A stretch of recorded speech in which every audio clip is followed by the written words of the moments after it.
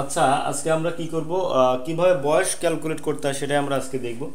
So প্রথমে আমরা কি লিখেছি, বর্তমান তারিখ আজকে 10/5/2024 আর জন্ম তারিখ কত, 5/2/1990।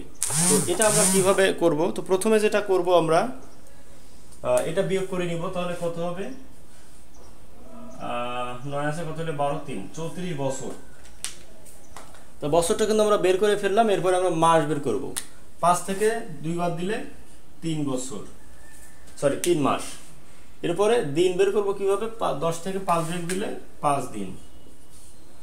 তাহলে আমাদের কিন্তু খুব সহজেই কিন্তু কি হয়ে গেল, 5 বছর 3 মাস, সরি কি বলি 34 বছর 3 মাস 5 দিন হলো আমাদের রেজাল্ট।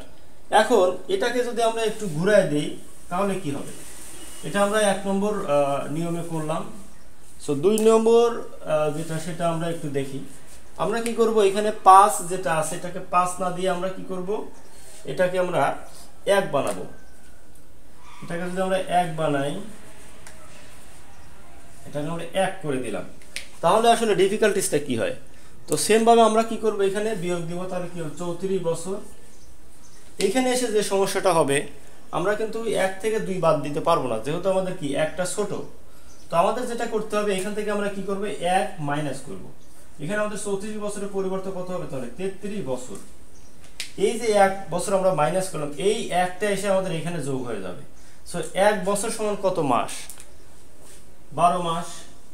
তখন এখানে আমাদের কি হবে, 13। এই 13 থেকে 2 আমরা খুব সহজেই বাদ দিতে পারবো, তাহলে কত হবে, 11। সো এটা হলো আমাদের 11 মাস। এরপর আমরা কি করব, 10 দিন থেকে 5 দিন বিয়োগ দিলে এখানে 5 দিন, তাহলে আমাদের রেজাল্টটা কি হবে, 33 বছর 11 মাস 5 দিন হলো বয়স। সেটা আমরা দুই নম্বর নিয়মে করলাম। সো এরপরে আমরা আরেকটু অন্য একটা নিয়মে করব, সেটা হলো 3 নম্বর নিয়ম। 3 নম্বরের নিয়মটা কিরকম হবে, আমি যদি এখানে এটা মুছে দেই, তাহলে আমরা এটা কি করব, আমরা ধরে নিলাম এটা 0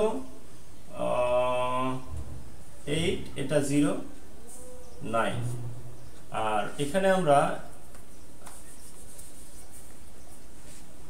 0 5 দিয়ে দিলাম, সরি এটা আমরা 1 5 দিয়ে দিব।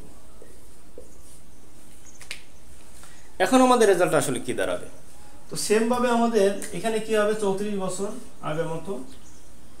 এটা যদি আমরা বিয়োগ করতে যাই তাহলে কিন্তু বিয়োগ করতে পারবো না, কারণ কি 8 ছোট 9 বড়। তো অনুরূপভাবে আমরা আগের মতো করে এখানে 1 বছর বিয়োগ করব, তাহলে আমাদের এখানে 33 বছর হবে। সেই যে 1 বছর আমরা বিয়োগ করলাম, এই 1 এসে এটার সাথে যোগ হবে, তাহলে কি হবে, 1 বছর সমান 12 মাস। তাহলে 12 এবং 8 যোগ করলে কত, 20। 20 থেকে আমাদের 9 বাদ দিলে করতে হবে 11 মাস। সেম ভাবে যদি এখানে আসি, 10 দিন থেকে কিন্তু আমরা 15 দিন বিয়োগ দিতে পারবো না, যার কারণে আমাদের কি করতে হবে, এখান থেকে ধার নিয়ে নিতে হবে। 1 মাস এখান থেকে ধার নিব, তাহলে বিয়োগ দিলে এখানে 10 হবে। আর এই যে একটা আমরা ধার নিলাম, এই 1 এসে এখানে যোগ হয়ে যাবে, তাহলে 1 মাস সমান কত দিন, 30 দিন। তাহলে যোগ 30, 30 আর 10 এ যোগ করলে 40। 40 থেকে যখন আমরা 15 বিয়োগ দেবো কখন কত হবে, 25 হবে। তাহলে আমাদের রেজাল্টটা কি হবে, 25 দিন 10 মাস 33 বছর। তাহলে কি 33 বছর